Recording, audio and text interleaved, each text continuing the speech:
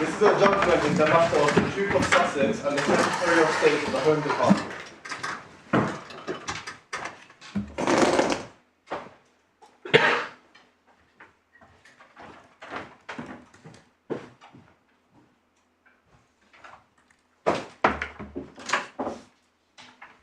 So, this afternoon, we're going to hand down our judgments in the case of the Duke of Sussex against the Secretary of State for the Home Department. I'm going to read out a summary of my judgment, which has been prepared so as to assist the public and the press to understand what exactly the court has decided. It should, however, be understood by all that the full judgments themselves are the only authoritative version of what has been decided.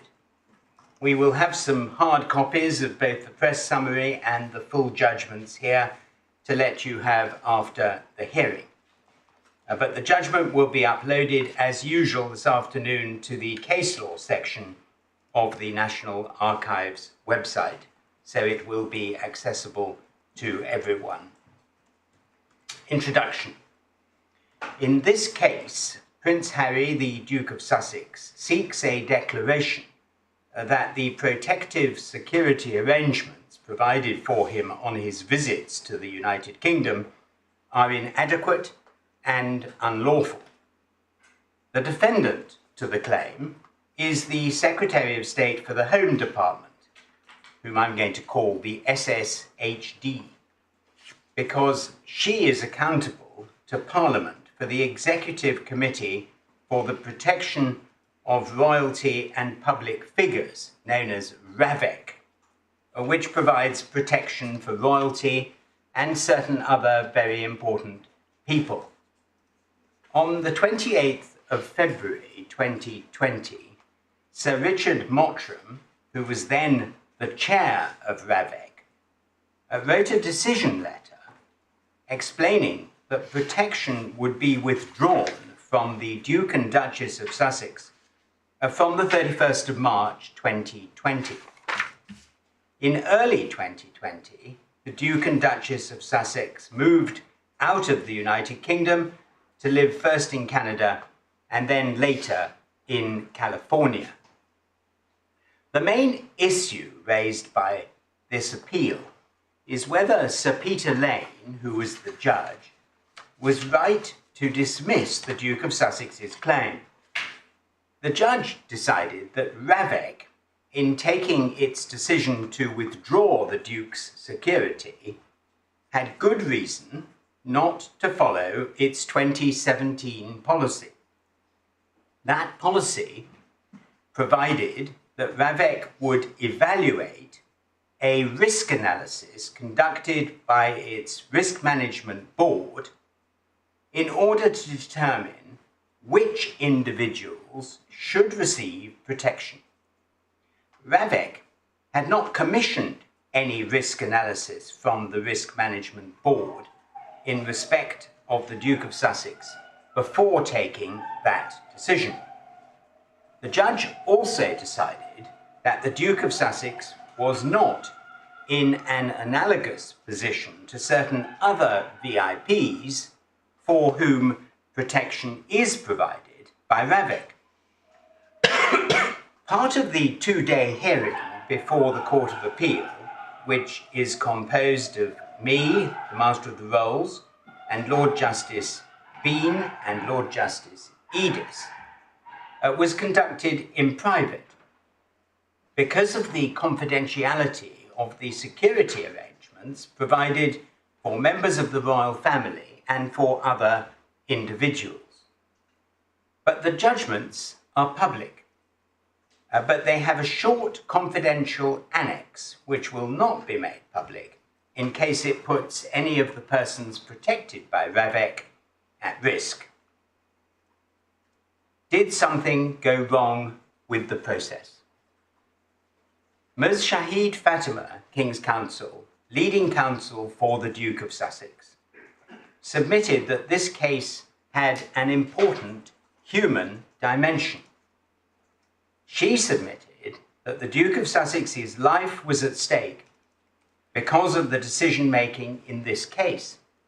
She said that the bespoke process adopted by Ravek had singled the Duke out for especially inferior treatment as compared to all others protected by Ravek. In effect, it had been predetermined in the decision letter that on future visits to the UK, the Duke of Sussex would be provided with a lower level of security than had been provided for him throughout his adult life. This demonstrated, submitted Ms. Fatima, that something had gone wrong with the process. She submitted that the claimant was still subject to the same risks as he was before he stepped back from royal duties, and that the impact of an attack upon him was obviously still just as significant as it has always been. His military service, she said, placed him at particular risk. Although it was not suggested that no security provision had been made, the Duke of Sussex strongly criticised the adequacy of what Ravek had determined was appropriate. I said in my judgment that these were powerful and moving arguments, and I said that it was plain that the Duke of Sussex felt badly treated by the system. But I concluded, having studied the detail of the extensive documentation, I could not say that the Duke's sense of grievance translated into a legal argument for the challenge to Ravek's decision. The legal question, indeed the only question for the court, was whether Sir Richard had failed to follow Ravek's policy without a good reason. From the Duke of Sussex's point of view, I said that something may indeed have gone wrong, in that an unintended consequence of his decision to step back from royal duties and spend the majority of his time abroad has been that he's been provided with a more bespoke and generally lesser level of protection than what he was provided with in the UK before. But that did not of itself give rise to a legal complaint. Did Sir Richard fail to follow Ravek's policy without a good reason? I said in my judgment that Sir Richard had indeed failed to follow Ravek's policy. But I said that there were four main reasons for holding as a matter of law that Sir Richard had had a good reason for having done so. First, Ravek's policy was inward-facing and unpublished, and it concerned an area of national importance that was peculiarly within the expertise of law enforcement agencies, Ravek, and the royal household. Secondly, in this area of high political sensitivity, the court had considerable respect for Sir Richard and Ravek as decision-makers, because they had unrivaled expertise and experience in the field of royal protection.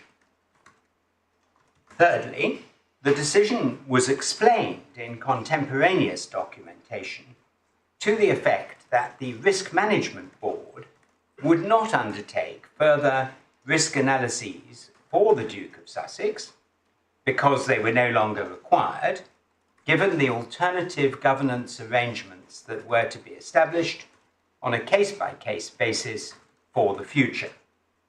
Sir Richard had, however, obtained 3 threat assessments for the Duke of Sussex during February 2020 before writing the decision letter.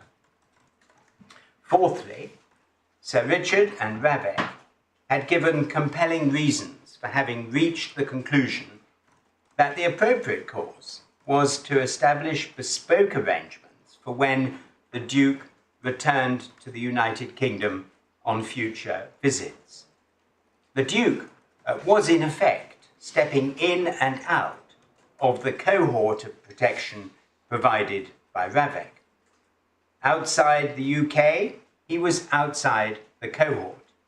But when in the UK, his security would be considered as appropriate depending on the circumstances. It was impossible, I said in my judgment, to say that this reasoning was illogical or inappropriate. Indeed, it seemed sensible. Finally, even if there had been a risk analysis from the Risk Management Board, it would, very likely, have only confirmed the threat, vulnerability, and impact levels which the Duke had faced when earlier risk analyses were undertaken. But it would have had nothing to say on the critical features of the changed situation, which were the need for protective security on future uncertain visits and the government's appetite for risk. The decisions taken in the decision letter and subsequently were taken, I said in my judgment, as an understandable and perhaps predictable reaction to the Duke of Sussex having stepped back from royal duties and having left the UK to live principally overseas. So the conclusion, in my judgment, with which my colleagues, Lord Justices Bean and Edis, agreed, was that the Duke of Sussex's appeal would be dismissed. So that concludes this afternoon's hearing. Thank you. All rise again.